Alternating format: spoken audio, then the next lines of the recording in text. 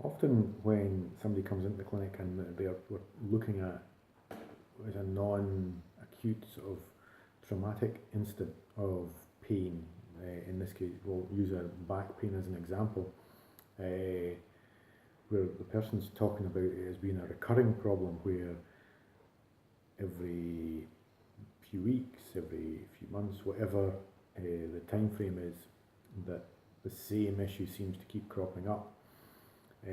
What we tend to find happening here is that we're starting to get better at what we're doing, what we're practicing, a bit like in, if you're playing any sport, practicing a musical instrument, you get better at it when you practice more.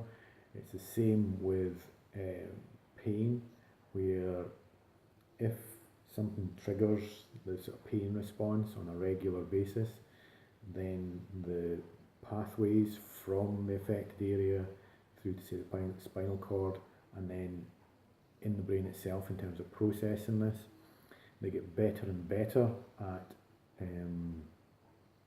identifying or creating this sort of pain message, so that if we look at the area itself, you're almost like increasing the sensitivity, a bit like on your burglar alarm or sort of a security light outside, where rather than it being set such that the light only goes on when maybe a person's walking across the garden to the house, it goes off when there's a cat walking across the garden.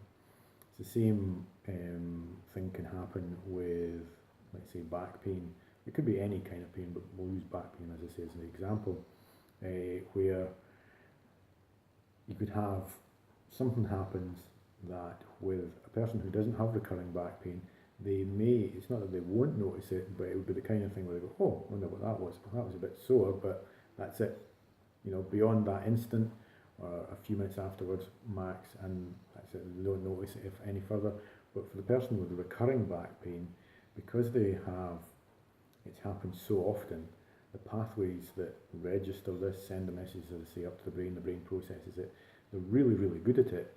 So rather than reacting in the way that the person that doesn't have recurring back pain does, it becomes heightened alert.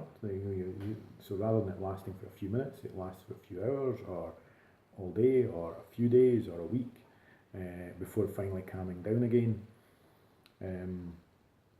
So one of the things, why did this happen? Well, it could be that maybe education during the rehab process after the first instance of back pain didn't really work that well.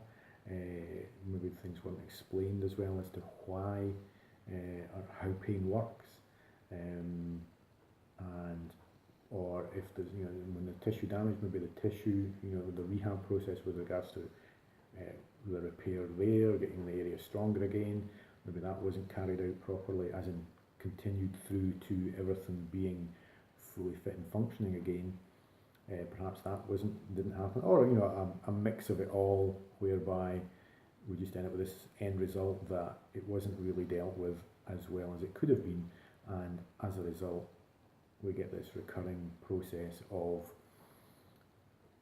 repeated instances of back pain for no particular reason. The person is generally healthy, there is no tissue damage, there has nothing been strained when the back pain occurs, but there's a really painful response. There's a guarding occurs in the muscle tissue, which again, a lot of what can then happen is we get a reduction in movement options, so that we don't move as well. And this is quite common in people that have effectively got chronic pain, where they can't move as well. The breadth of options in terms of movement isn't there, and as a result, because it becomes like almost like just one safe way to move, and once you move outside of that, you're much more likely to get this painful response. So one of the things that we try to do in any appointment where we've got this kind of scenario is help people slowly broaden their movement options and try to help recognize that just because something's sore doesn't necessarily mean that there is anything wrong. It's a bit like, you can stub your big toe, be incredibly painful when you do it, but a few minutes later, absolutely fine. And on the other side of the coin, how many times have you discovered a bruise where there's definite tissue damage, but there was no pain at the time that it occurred?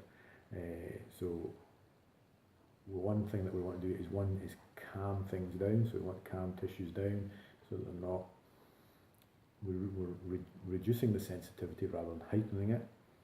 We then want to give movement options, sometimes just nice low level exercises that allow you to kind of slowly broaden that scope of movement and gradually increase the load so that, and the degree of difficulty,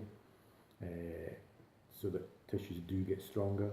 There's a paper in one of the other posts where one of the things that they found with back pain was it did correlate well with poor strength in the spinal extensors. So definitely want to look at things like that as well. So hopefully that gives you an idea of some of the, in the broadest senses, some of what's going on with sort of regular occurring back pain where there really isn't any specific injury occurred at the time.